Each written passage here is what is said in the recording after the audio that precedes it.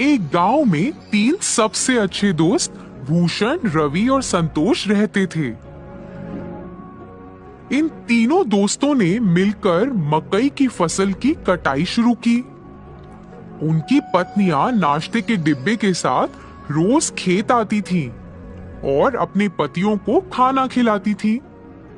तीनों किसान एक दूसरे के बहुत करीब थे, यहाँ तक कि उनकी पत्नियां भी एक दूसरे के बहुत करीब थीं।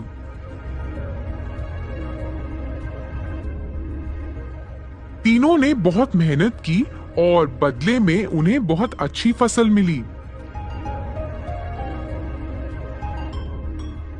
इसके साथ वे गांव के बाजार में मकई बेचने लगे।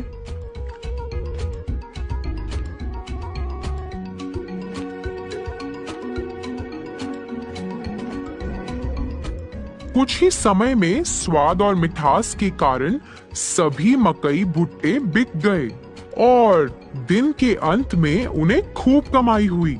उन्हें जो भी मुनाफा मिलता था वह उस पैसे को अपनी पत्नियों को भविष्य में उपयोग के लिए दे देते थे। उन 3 दोस्तों के लिए फसल काटना, खेत में देखभाल करना। तीनों किसान अपनी दिनचर्या में व्यस्त हो गए।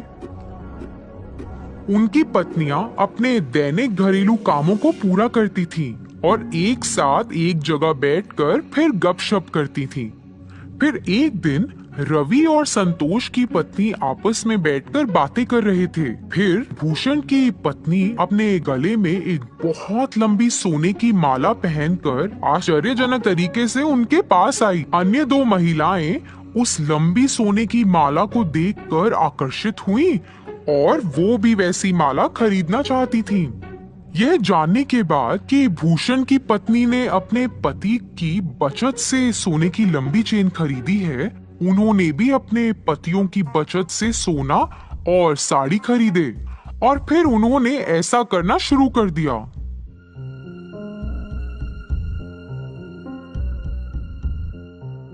पतियों ने अपनी पत्नियों को सोने की माला और महंगी साड़ी पहने देखा और उनसे इसके बारे में पूछा।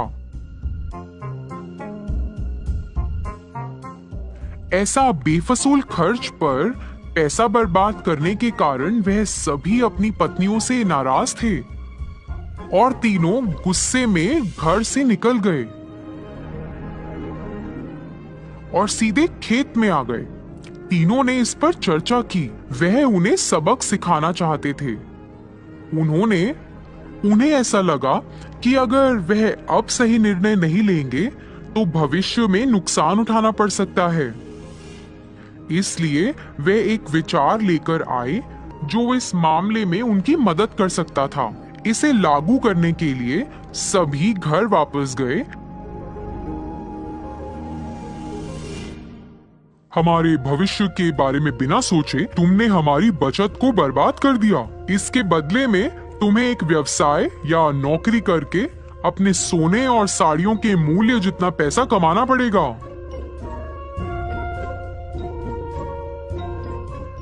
तुम तीनों आपस में फैसला करो कि इतनी बड़ी रकम कैसे कमाओगे और हमें अपना अंतिम फैसला सुनाओ।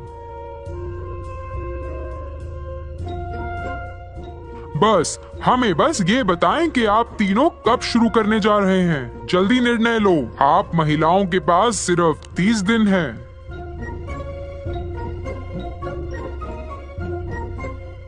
तीनों अपनी पत्नियों को समझाकर घर से निकले। उसके बाद तीनों पत्नियां अपने सामान्य स्थान पर मिली। 30 दिनों में इतनी बड़ी कमाई कैसे संभव है?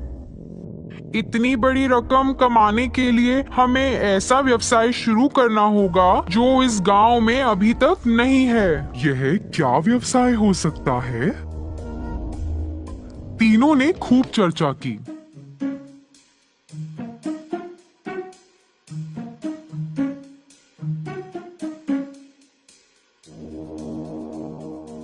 अरे मेरे पास विचार है। हमारे पति से सभी भुट्टे खरीदते हैं। हम 3 प्रकार के भुट्टे बेच सकते हैं, एक कच्चे, फिर एक तले हुए और एक वो जिस पर नींबू, नमक और काली मिर्च का लेप हो। अन्य दो महिलाएं भी भूषण की पत्नी से सहमत थी। वे तीनों अपने पतियों के पास गईं और अपने विचार के बारे में बताया। उनकी बात सुनकर तीनों किसानों ने सहमति जताई।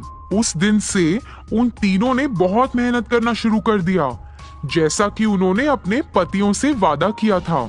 उन्होंने अपनी दुकान के ठीक सामने एक बोर्ड लगाया जिस पर लिखा था कच्चा भुट्टा 15 रुपए, तला हुआ भुट्टा 20 रुपए और तला हुआ भुट्टा नमक, नींबू और काली मिर्च के साथ 25 रुपए।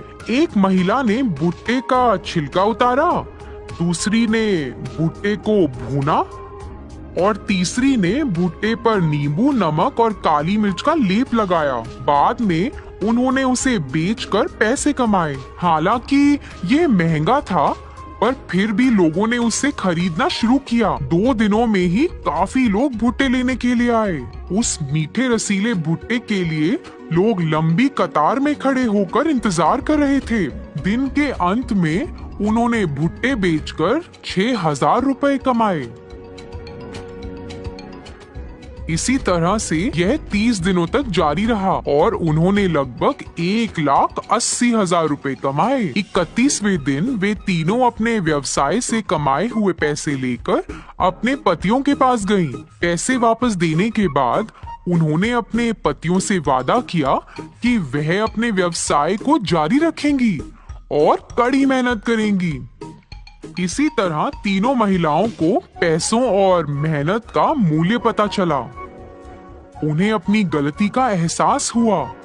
उन्होंने पहले की गई गलती को कभी नहीं दोहराया। उन्होंने अपने पतियों के काम में हाथ भी बटाया। बहुत सारी कमाई के साथ वे नाम और प्रसिद्धि के साथ खुशी से रहते थे।